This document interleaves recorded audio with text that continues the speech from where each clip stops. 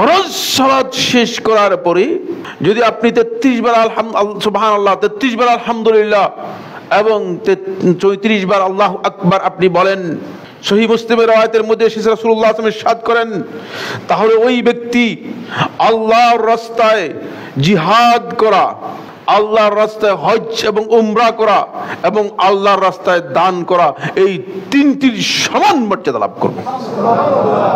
আপনি হজের সওয়াব এবং উমরার সওয়াব একসাথে পেয়ে যাবেন। কিন্তু আপনি তো সালাম ফিরানোর সাথেই দৌড় দিয়ে চলে যাচ্ছেন, সালাম ফিরানোর সাথেই দৌড় দিয়ে বেরিয়ে যাচ্ছেন। কেন?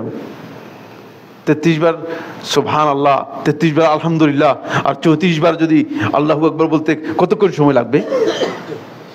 বসেন, বসে বলতে হবে, ফরজ সালাতের পরে বলতে হবে এই ফজিলত পেতে হলে। তাহলে আপনি এই ধরনের ফজিলত লাভ করবেন।